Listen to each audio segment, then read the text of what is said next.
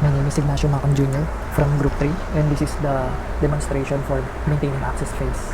So for me to demonstrate the maintaining phase, I need to gain access to the target first. So let's start by setting up the server where the target computer can connect and get my file.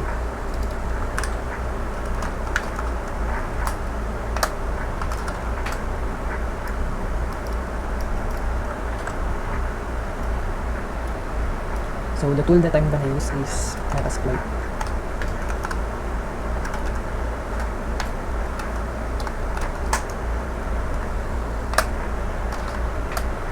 In Metasploit, there are a lot of modules, but the module that we're gonna use is the one that will allow us to listen from incoming connections.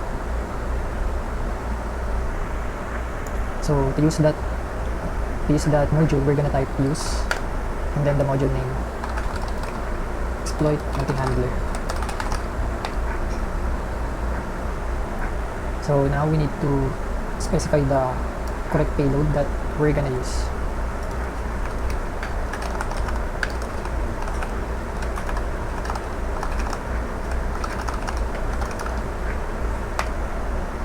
Okay, so this command is for setting up our payload. So Windows, for the target machine's operating system, the Meterpreter, this is the type of payload that's going to be executed on the target machine.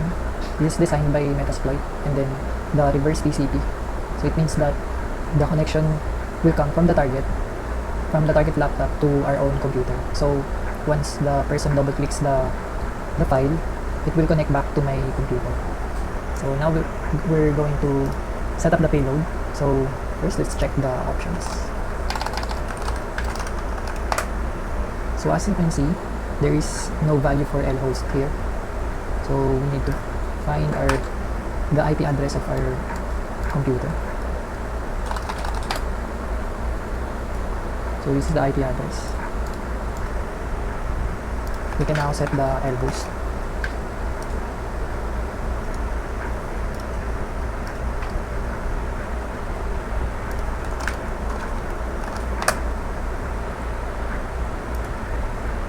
So our payload should be ready, and now we can start exploiting. So right now, I will manually execute the backdoor file on the target laptop.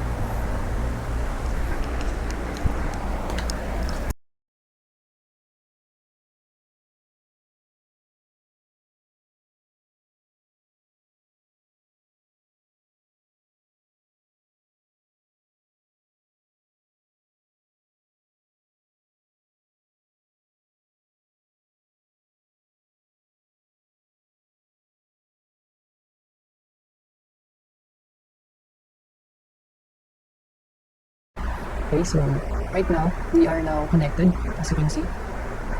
So to verify that we are connected, we can try some commands like sysinfo. So these are the information from my target laptop, and then let's try the shell. So it is working. So gaining access is done. But this connection is only temporary because if the user shuts down the laptop, we'll lose the connection even if he turns the machine on. So actually there are different ways that we can do to maintain our access. We can use persistence module, veil evasion, or veil evasion with Metasploit, which is the most of the time undetectable by virus.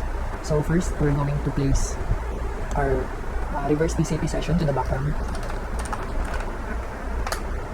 and simply type in or use the persistence module. So use exploit Windows local persistence. Now we can check the options.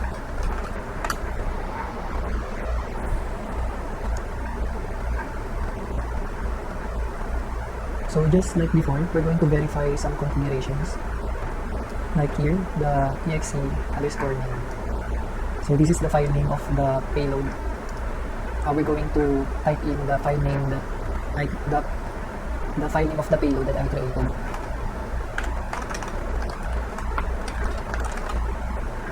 Game.exe.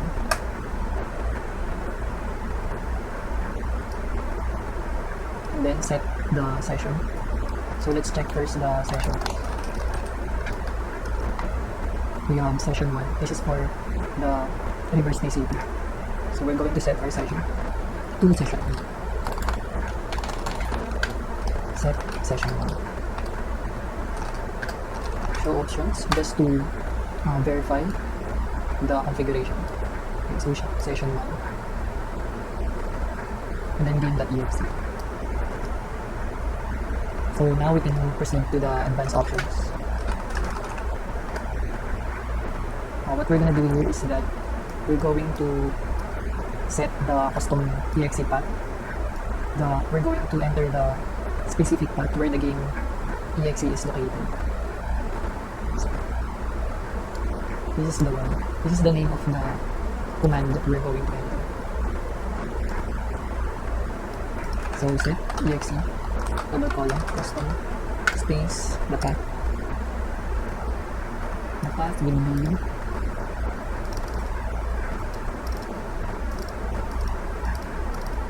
this one.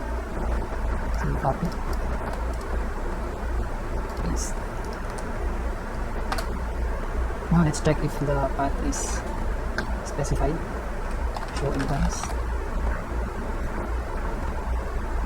So as you can see, it is now set up here, or specified here. So once done, we can start exploiting. Okay, so the persistence for the exploit successfully has been applied successfully. So what we're gonna do next is that we're going to check we're going to check our connection to the target machine. So we're going back. We're gonna go back to the previous session to do that. So sessions 1. Then in Metasploit, let's try sysinfo. So we are still connected to the host machine. Now to test the persistence, I'm going to restart the laptop.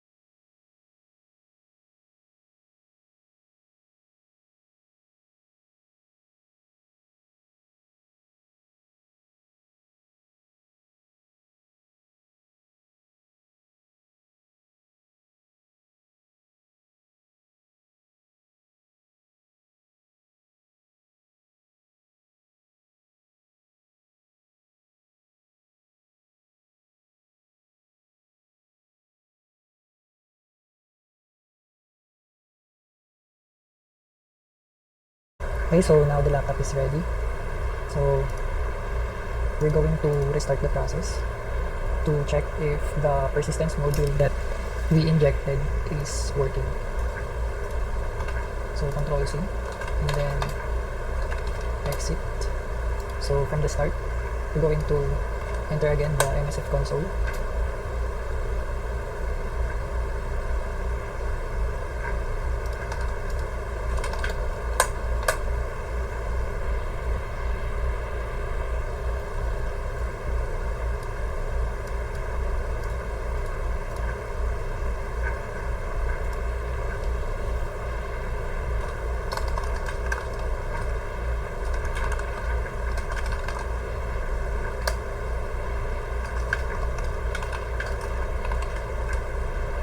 So we are repeating the same process that we did before. Reverse TZ.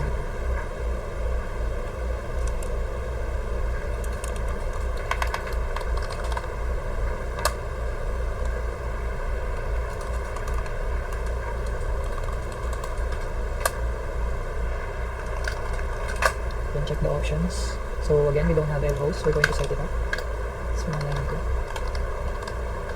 28. Set it up. L host.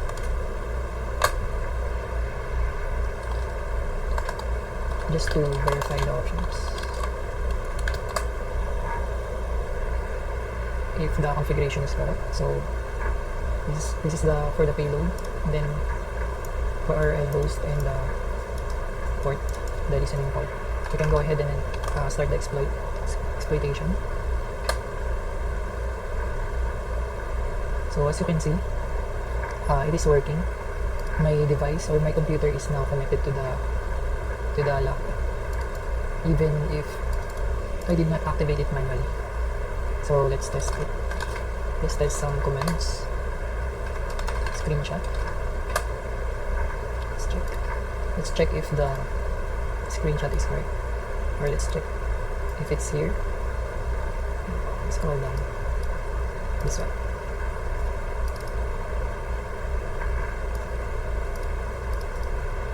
How about webcam?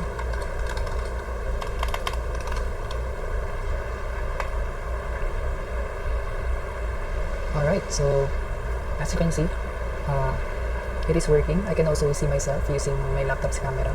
So we have successfully maintained our access using the injected persistence module.